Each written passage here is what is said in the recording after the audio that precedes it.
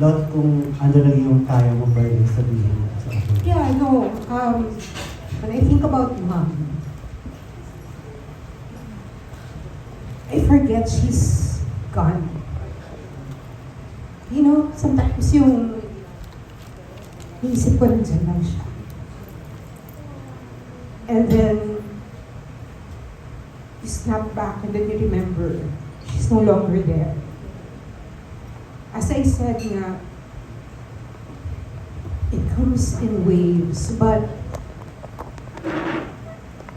if there's one thing I guess with, like, I'm sure with Derek Louie and with Misty, you carry with you the beautiful memories. Those are the things that you will always just be thankful and grateful for, that you were part of their journey in life and that they are part of yours. And that you just carry that with you through time until we're here. And then hopefully whatever beautiful memories that you've shared with them, you can pass it on along and just tell everyone about the beautiful things that they've done in their life while they were here. So, yun.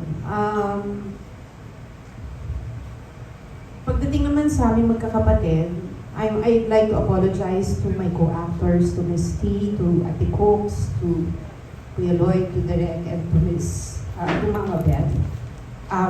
Today is just not a good day for me. If I may just go straight to the point, I'd like to say excuse me to my LVD family. I know this is not the proper venue and all, but let's just take it out there. Okay lang ba yun, Mas? Oo, no?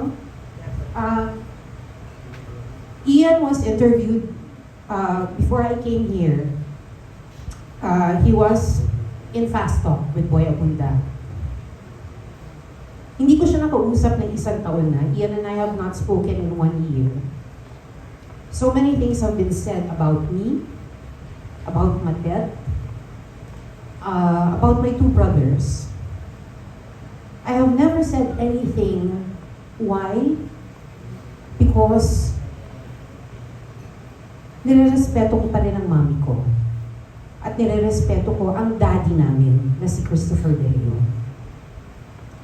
A lot of things have been thrown about me through time, even when my mom was alive, and I did not say anything at all. And yet people keep throwing stones at me. Walang utang na loob. Paulit-ulit. Suwayin na anak, walang bantang tao. Okay. If that makes you happy, so be it.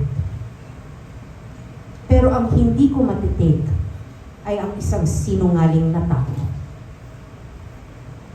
I came out with a statement a few months ago because what was being thrown at me is mana.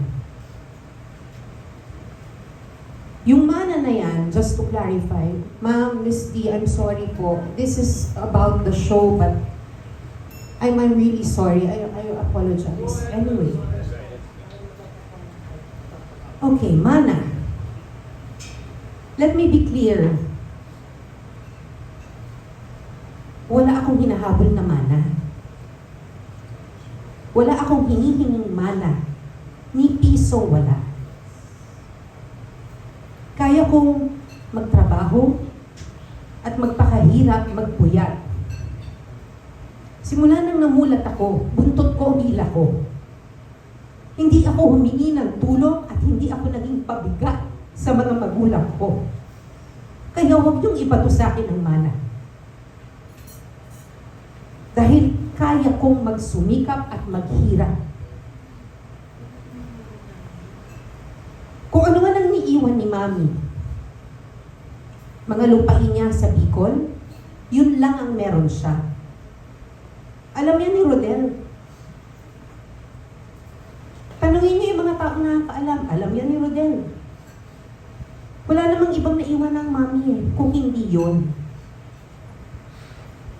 And after after mommy died, and after she was buried, to be honest, kinausap ko si Ian nung pagkalibing ni mami after a few weeks.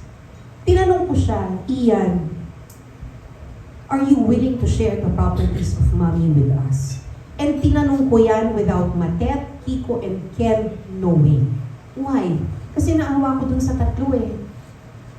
Hindi para sa akin, o hindi para dun sa tatlo kong kapatid. Dahil wala namang iniwan si mami sa kanila. And tanggap naman namin na kung ano ang meron si mami, kay Ian yan. Walang nanghihingi yan, walang nangaagaw. At sinabi ko kay Ian, if you're willing to share the properties of mommy with us, maraming salamat. Kung hindi, okay lang.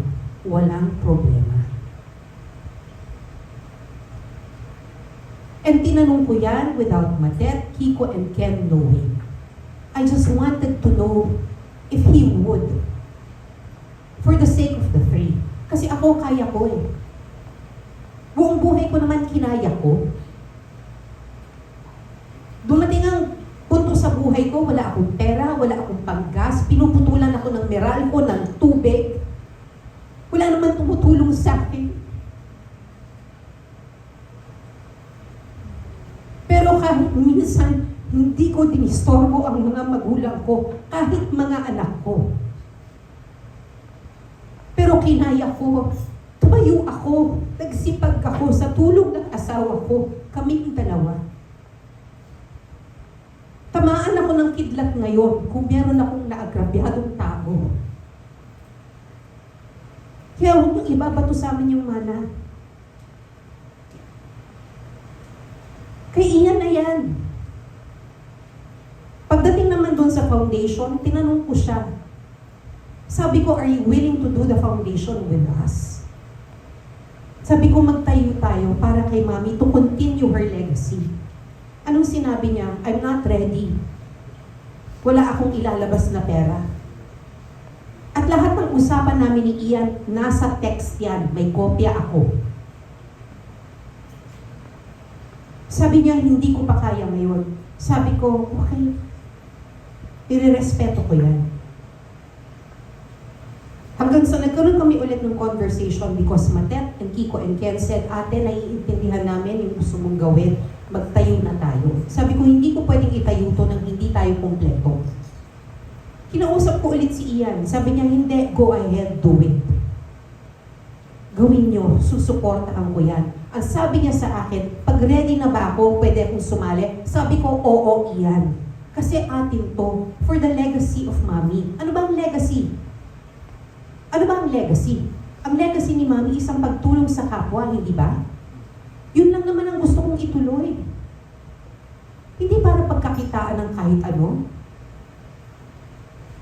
In fact, ako pa nga ang maglalabas. Ako ang maghihirap para maghanap ng pera, para magtayo ng foundation.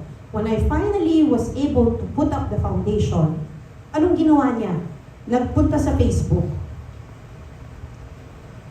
Ang sinabi niya, hindi ko alam yung foundation na itinayo. Hindi ko pinapayagan ng kahit sino na magtayo ng foundation. Hindi ako nagpapayag ng kahit na sino magbigay ng pera dyan sa foundation na yan. Doon ako nasaktan. Bakit? Kasi alam niya. Alam niya lahat. Alam niya lahat. So hindi ko maintindihan kung bakit puro kasinungalingan na lumalabas sa bibig mo, Ian. Bakit?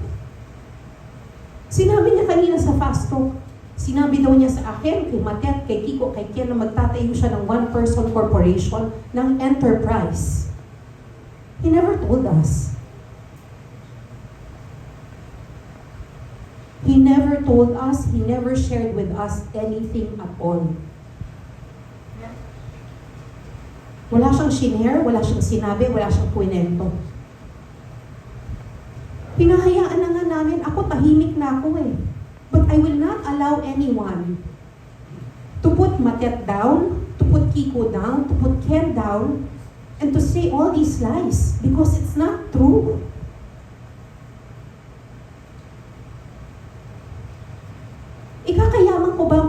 sinungaling? Ikakayaman ko ba ang pang-iisa ng kapwa? Ang gaba ng Panginoon. Diyos ko, matakot tayo sa totoo lang. Pero hindi na ako papayag. Enough! Enough with the lies. Enough with all of that. Tahimik ako, tahimik na si Matet, tahimik si Kiko, tahimik si Ken. Wala na kaming sinasabi. And then you go out on a TV show and then you tell everyone na sinabi mo sa amin, which is not true. Pinadaan ko na nga sa abogado ko eh. Para nga hindi na ako magsalita noon pa man.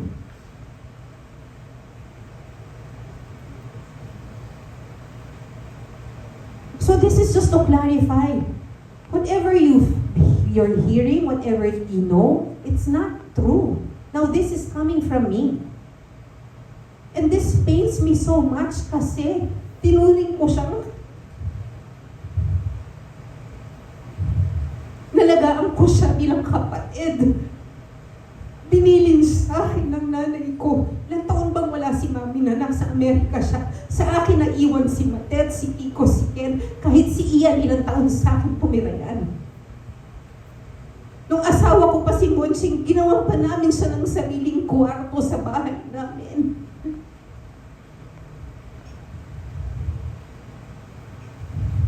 Why? I don't understand. Why?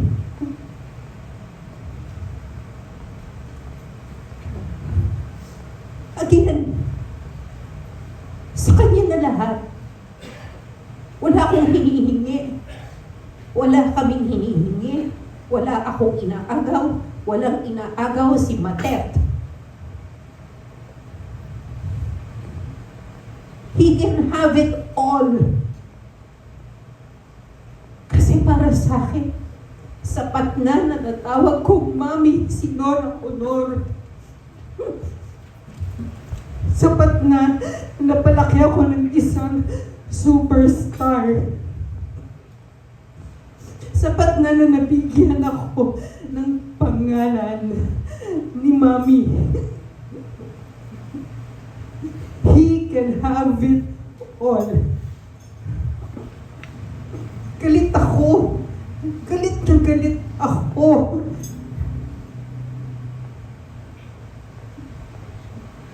Buong buhay ko, sinakripisyo ko para sa mga kapatid ko. Tapos sisirain mo lang. Lord, okay naman. Thank you. I'm sorry. Lumapit na si Trevor. I'm so sorry. Please forgive me. Sorry, Lord. Okay, we'll just take a 5 minutes break.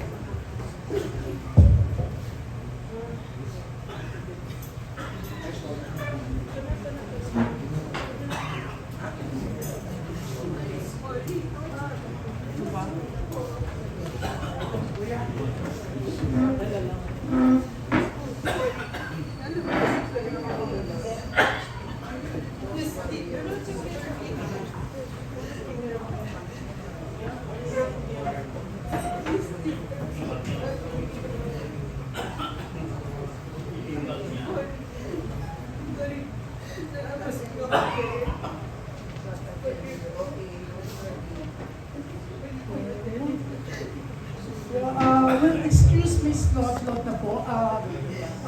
Okay na po. Check na sa mama mo na yun. Okay, enough na naman po yung nasabi ni Balon. Nakikiusap po yung LBD management and 40 days